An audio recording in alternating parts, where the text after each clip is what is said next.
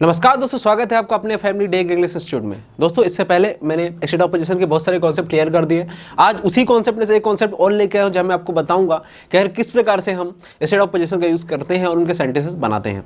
दोस्तों, जो आज का कॉन्सेप्ट है वो है रिलेशन से बेस्ड। इससे पहले मैंने आपको बता दिया है भैया पोजीशन में किस प्रकार से सेंटेंसेस बनाते हैं, मैंने क्लियर कर दिया अच्छे तरीके से। उसके बाद मैंने आपको ये बताया कि भैया स्किल में किस प्रकार सेंटेंसेस बनाते हैं। आज हम सीखने वाले हैं नंबर 3 रिलेशन, मतलब रिलेशन में किस प्रकार से यूज करते हैं, सेंटेंसेस बना सकते हैं स्टेट ऑफ पोजीशन में। वो सारे कॉन्सेप्ट को हम सीखने वाले हैं, लेकिन उसके लिए क्या करना है, उसके लिए आपको हमारे साथ बने रहना है, ठीक है। तभी जाके हम सारे कॉन्सेप्ट को क्लियर कर पाएंगे।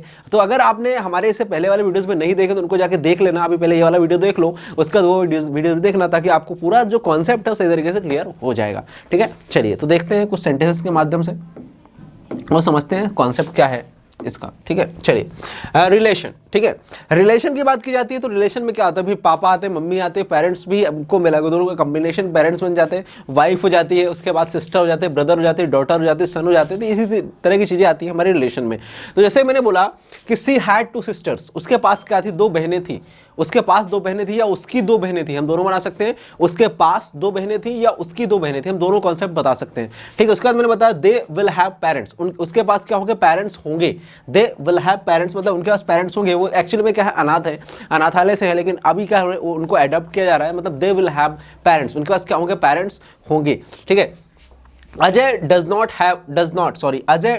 हैव ब्रदर, क्या बन जाएगा, Ajay does not have brother, मतलब अजय के पास क्या है, भाई नहीं है, अजय के पास भाई नहीं है, ठीक है। तो यहां पर बना दिया हमने Ajay does not have brother, या अजय का कोई भाई नहीं है, अजय का भाई नहीं है, इसे इस प्रकार से बना सकते हैं।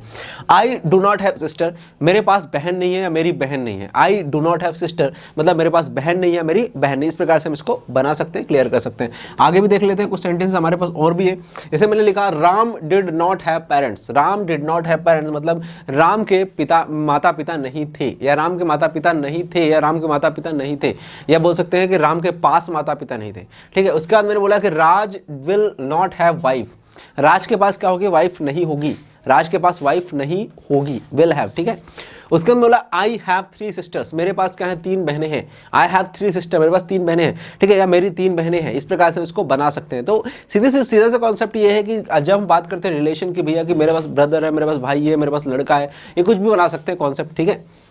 उसके बाद बोला कि ही हैड अ गुड सन, उसके पास क्या है, एक अच्छा लड़का था। ही हैड अ गुड सन, उसके पास क्या था, एक अच्छा लड़का था, या उसका एक अच्छा लड़का था, ठीक है। उसके बाद मैंने बोला कि we will not have daughter, हमारे पास क्या नहीं होगी, हमारी जो लड़की नहीं होगी, विल नॉट हैव डॉटर, ठीक है। इस प्रकार से जब हम बात करते हैं रिलेशन की, इसके बात करते हैं रिलेशन बताने की, जब किसी भी इंसान के रिलेशन की बात करते हैं, जैसे मैंने बोला कि मेरे पास बहन होगी, तो क्या बोलेंगे, आई विल हैव सिस्टर, ठीक है। उसके पास एक अच्छा लड़का होगा, he will have a good son, ठीक है। इस प्रकार सेंटेंस हम बनाते हैं जब हम बात करते हैं रिलेशन की, ठीक है।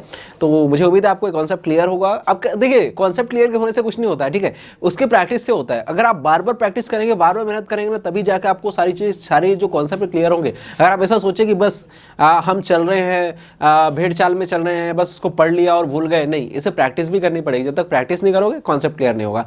तो मुझे उम्मीद है आपको कॉन्सेप्ट क्लियर होगा अभी तो फिलहाल। तो इस वीडियो को लाइक कर दो और शेयर कर दो please. Thank you so much.